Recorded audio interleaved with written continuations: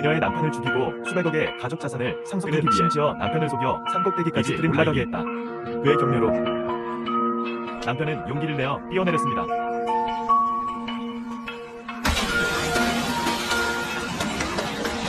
그러나 이 점프에서 더 이상 움직임이 없었습니다.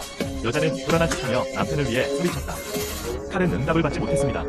마음은 은밀하게 기뻐하기 시작한다. 이 모든 것이 끝난 후 그리고 그 여자는 너무 기뻐서 돌아갈 준비가 되었습니다. 그러나 그는 요트를 시작하는 방법을 모른다는 것을 알게 되었습니다. 그는 도움을 요청하려고 했습니다. 그리고 신호가 전혀 없습니다.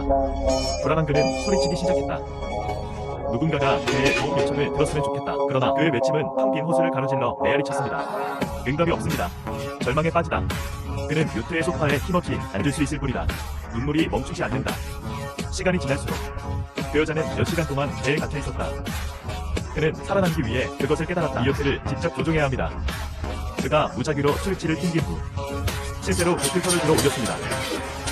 그는 요트를 항해하고 있다고 생각했다. 복잡한 기술이죠.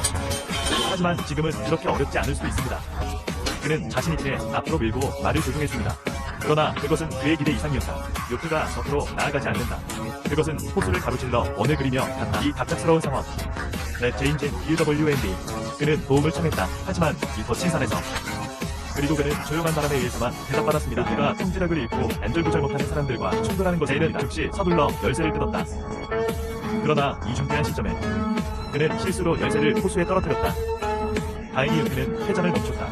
보트터를 내리지 않아서 요트가 호수를 따라 흐르기 시작합니다. 여자는 힘없이 옆으로 옹기종기 모여 있어 나는 무엇을 해야 할지 모르겠다. 그때 그의 앞에 폭포가 나타났습니다. 곧 요트는 절벽으로 떨어질 것입니다. 이것 먹은 제인. 그는 재빨리 짐을 싸고 도망갈 준비를 했다. 하지만 그가 산미에 도착했을 때 나는 수영을 전혀 할 수 없다는 것을 깨달았다. 그래서 그는 보트에서 구명 보트를 가져왔습니다. 구명물을 물에 던졌습니다. 하지만 사라져가는 나이프 부위를 바라보며 나는 몇 번 시도했지만 감히 물에 뛰어들지 못했다. 나는 인생이 점점 멀어지는 것을 볼 수 있을 뿐이다. 절벽에서 떨어질 위기의 직면, 절망 속에서 그는 오두막에 숨을 수밖에 없었다. 그는 눈을 꼭 감았다. 행운으로 이 재난에서 벗어날 수 있기를 기도합니다.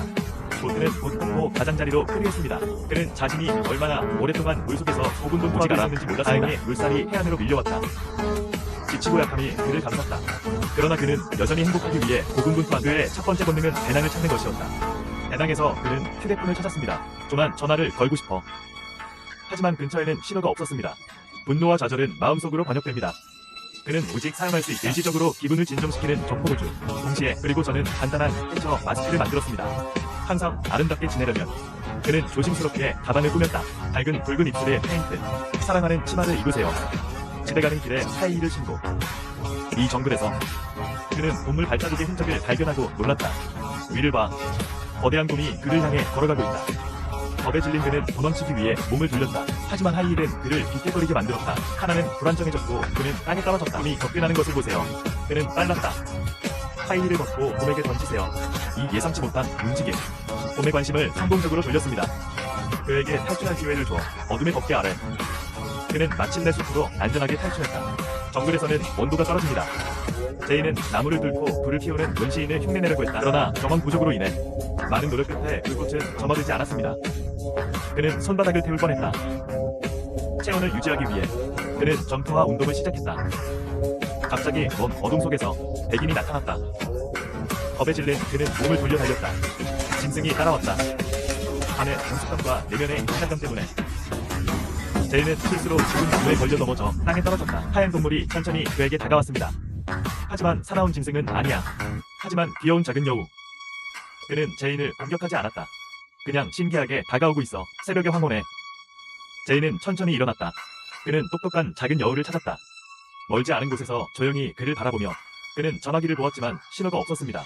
휴대폰으로 음식 사진을 감질나게 할 때 제인은 뱃속에서 강한 배고픔을 느꼈다.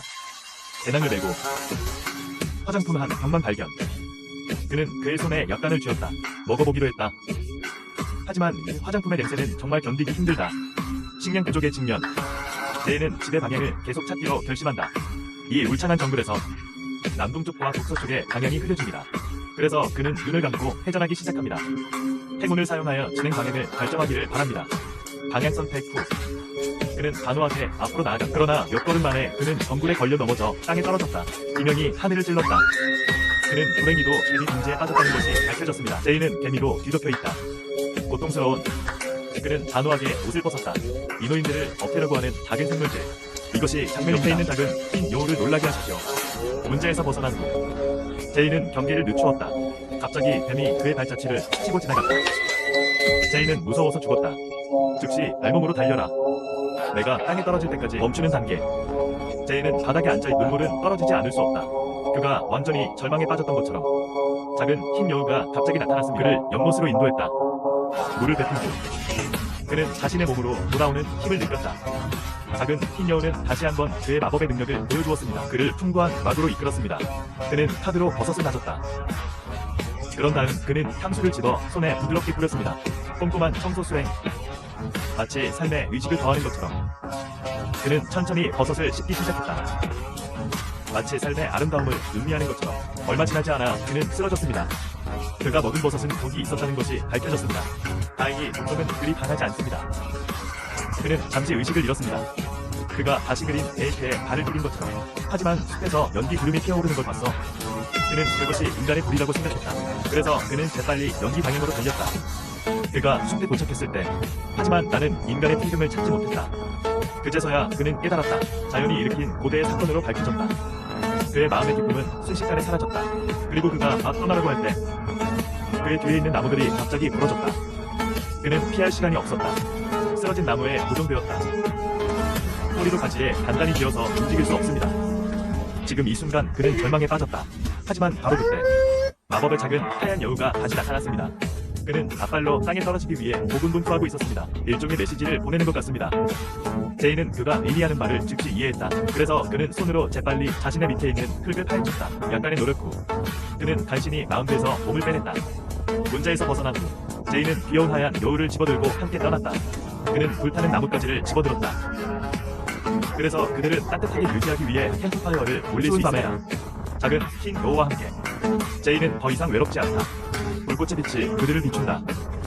하지만 아직 잠들지 않았다. 그는 주위에서 이상한 소리가 나는 것을 느꼈다. 소름 끼친다. 그는 보았다. 동굴 전체가 흰고리쥐로 가득 차 있습니다. 그것은 그를 놀라게 했습니다. 동굴에서 부르고 쥐어가기 시작했다. 그가 마침내 어두운 동굴에서 뛰어나왔을 때 밖에 비가 점점 더 많이 내리고 있어. 하늘에서 내려온 벌 같은 느낌. 비 속에 서서 그는 절망감을 느꼈다. 눈물과 비가 얽히게 하라. 반면에 부자의 전처는 집에서 부자의 흔적을 애타게 찾고 있습니다. 그리고 나는 아무것도 얻지 못했으면 당황했다. 부자가 갑자기 흔적도 없이 사라졌기 때문에 소식 없음. 그는 부자의 회사에 가서 물어보기로 했다. 그러나 또한 그의 작업을 찾지 못했습니다. 전화도 응답하지 않았습니다. 그것은 그를 매우 불안하게 만들었다. 많은 문의 후 그는 부자가 언급한 것을 배웠습니다. 호수 옆에 매진 위치. 이 메시지는 그에게 희망을 주었다. 그래서 그는 망설임 없이 호수로 갔다. 호수에서 그는 해석점을 들렸다. 명성을 찾기 시작했다. 다음날 아침 토요는 원래의 평온을 깨뜨렸다.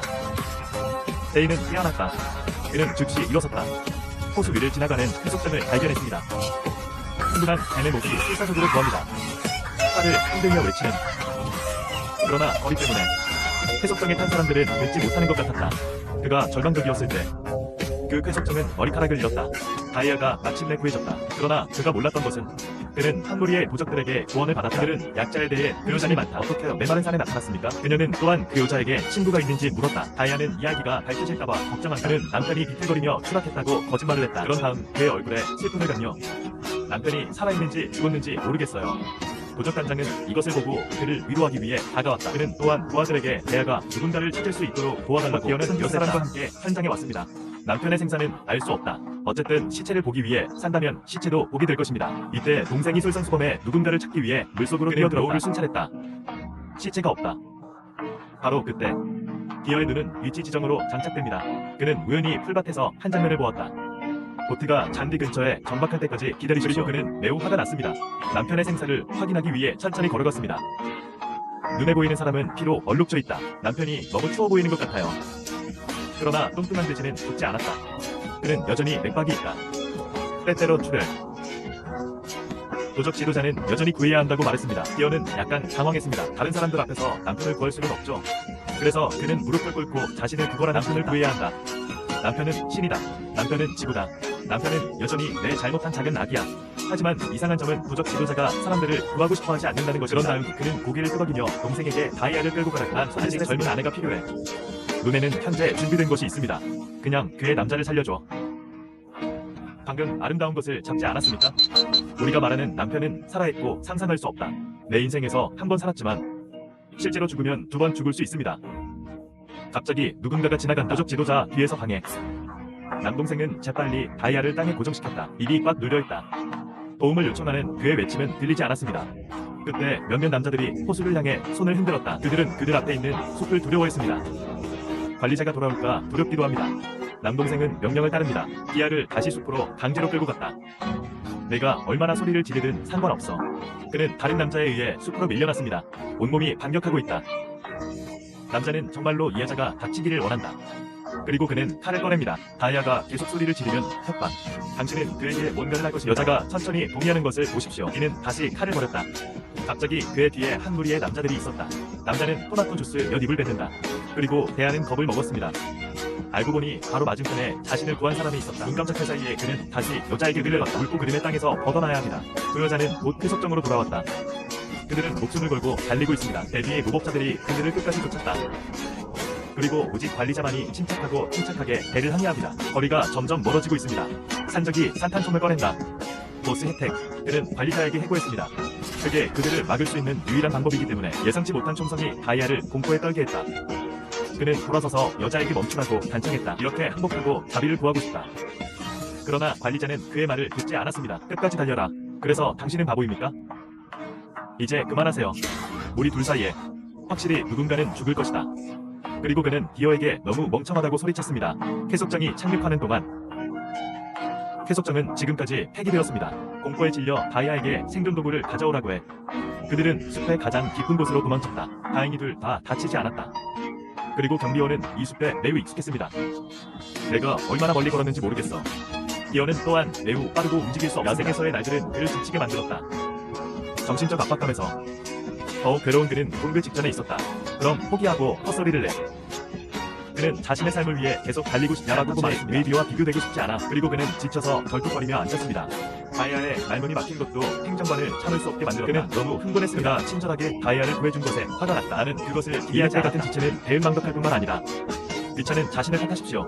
오늘날까지 나는 나 자신을 연루시키고 함께 행복해야 한다. 그들의 상호 원망도 이 순간 분출되었습니다. 그런 다음 두 사람은 몸싸움을 벌였습니다. 관리자는 정말로 디어의 목을 조르고 싶어합니다. 하지만 난 여전히 마음이 좀 여려. 그리고 그는 디어에 의해 밀려났습니다. 이 지체는 말이 안 되니까 그런 줄 알았는데 끝까지 사람을 구한다는 원칙에 입각하여 관리자는 폭력적인 수단을 사용해야 했습니다. 그를 이해하게 두 사람은 이제 같은 덩굴에 대한 공사입니다. 함께 살고 죽어야만 살아남을 수 있다. 이전 두 면이 균등하게 일치했습니다. 그때부터 다이아는 직접 하게 되었습니다. 몇 분 동안 두들겨 패. 그리고 디아는 교육감이 좋은 검사관이 아니라는 것에 그의 마음은 영려함을 되찾았다. 어쩌면 난 정말 그와 함께 탈출할 수 있을지도 몰라. 둘 다 싸움 후 조금 피곤했다. 겁에 질린 다이아를 달래기 위해 관리자는 그에게 약속했습니다. 그를 안전하게 숲에서 데려올 것입니다. 그들은 다시 도와 슬픔을 나누고 함께 껴안았습니다. 그런 다음 먼지를 청소할 수영장을 찾으십시오. 두 사람은 다시 한번 필사적인 탈출에 나섰다. 열린 지역으로 걸어갑니다. 만조입니다. 매니저는 물고기를 잡기 위해 물에 들어갈 수 없습니다. 하지만 굶어 죽고 싶지 않다면 그들은 어둠을 기다릴 장소를 찾아야 합니다. 갑자기 다이아는 전화기를 건네주었다. 그는 남편이라고 말했다. 사실 그것은 도적들에게 완전히 죽임을 당하지는 않았다. 하나가 있기 때문입니다. 그는 관리자를 기대합니다. 살림죄로 도적을 쫓지 마라. 그리고 관리자가 전화로 비디오를 볼 때까지 기다리십시오. 그는 다이아가 그의 곁에 있을 것이라고 자신의 아버지를 죽일 만큼 무자비하다는 밤에 시간이 온다. 그것은 모두 후퇴하는 물 아래에 적시되어 있습니다. 그들은 멋진 저녁을 먹을 수 있습니다. 뒤쪽 이불을 계속 펼칩니다. 그들은 바다에 쉽게 저항할 수 있습니다. 아침까지 자. 일찍 일어나는 디어는 튜브를 보지 못했습니다. 점원이 마른 나무를 발견했다는 것을 보았다. 그는 뭔가를 꾸미고 있습니다. 다이아는 무슨 일이 일어나고 있는지 궁금하게 물었다. 그를 놀라게 한 것은 관리자는 산비탈에게 교훈을 가르칠 준비를 하고 있습니다. 자신의 장작을 태우십시오. 냄새는 의도적으로 위치를 노출하는 것입니다. 그렇게 말하면서 그는 함정을 파기 시작했다. 관리자만 사용 중. 다이아와 대조적으로. 그리고 그는 화장을 할 시간이 있었습니다. 관리자가 모든 것을 포장한 후 그는 장작에 불을 붙였다. 떠나기 전에 특별한 담배를 피우십시오. 그의 함정 체인은 대치를 완료합니다. 예상대로 도적들은 연기를 보았다. 그들은 두 마리의 작은 흰 토끼를 둥글게 만들고 싶어 그들을 기다린 것은 제다이의 반격이었습니다. 그러자 한 소년이 캠프를 둘러보기 시작했습니다. 일어서라. 그는 꿈에 그리던 여자의 내막을 보았다. 변태적인 그는 그것을 부드럽게 재어내고 싶었다. 그러나 그것은 또한 함정을 촉발시킨 쇠갈고리가 그의 배를 물었다. 이 비극적인 외침은 옷을 오싹하게 만들었다. 눈앞에서 다친 동생을 바라보며 그리고 그는 다른 아이를 뜨개질해야 했습니다. 그런 다음 그는 천천히 동생에게 손을 뻗었습니다. 사장님이 직접 이 변태적인 거북이 엑시를 보냈습니다. 나는 그가 정말 무자비하다고 말해야 한다. 그의 눈에 자신을 제외한 모든 사람이 부담입니다. 그리고 이때 두 사람은 숲을 떠나려고 합니다. 산적들은 산에서 교수형에 처해졌다. 그들은 오케이어엔이 로프를 당길 수 있습니다. 도적의 강에서 헤엄쳐. 하지만 이 지체된 대여도 바보입니다. 관리인이 혼자 보트를 밀고 있는 것을 보면서 그는 보트 한가운데에 숨어서 응답하지 않았습니다. 사람을 보면 밀 수 없다. 관리자가 다시 소리쳤습니다. 디어는 패드를 돕습니다. 그런 다음 손과 발을 짜서 패드를 제거합니다. 하지만 다이아의 힘으로는 여전히 보트를 밀 수 없습니다. 도적들이 호수로 달려간 곳은 10살 때였습니다. 그들은 관리자에게 총을 쐈습니다. 총알이 관리자 다툼을 맞았습니다. 다이아도 당황했다. 쪼그리고 앉아 마침내 고통을 견디고 보트를 밀어냈다. 그리고 관리자도 도적들에게 쫓겼습니다. 그는 목에 걸린 남자와 함께 뒤로 끌려갔습니다. 도적은 투자하고 선체에 총을 보충하는 것을 잊지 않고 총성이 울렸다. 다이아는 너무 무서워서 이를 악물고 머리를 터뜨려 감히 경솔하지만 다이아는 자신을 구할 생각이 없다. 관리자는 마지못해 그에게 침을 뱉었습니다. 내 눈으로 직접 봤지만 미안하다는 말밖에 할 수 없어. 디어는 하늘을 응시합니다. 그는 곧 호수 한가운데로 표류했다. 그 남자는 관리인을 숲으로 데려갔다. 그리고 몸에 총상을 입었습니다. 도적 지도자는 천천히 자신의 상처를 고문하고 싶었습니다. 갑자기 강한 바람이 불었다. 그리고 하늘에 비가 내렸습니다. 관리자는 자신을 구하기 위해 이상한 천체 현상을 사용하기로 결정했습니다. 자신이 소환한 유주하고 모두에게 거짓말을 했다. 동안 도적 지도자도 갑작스런 환영에 겁을 먹었다. 그는 관리자를 목 졸라 죽일 것입니다. 그 밤때는 동생이 보스를 다시 기절시켰다는 것입니다. 비의 신에 대한 깊은 믿음으로 그는 감히 관리자를 구하지 못했습니다. 그런 다음 돌아서서 도적 지도자를 진압하십시오. 관리자는 그에 대한 필사적인 반격을 달성했습니다. 비가 점점 거세지고 있다. 이제 디어만이 호수에서 채무를 기다리고 있습니다.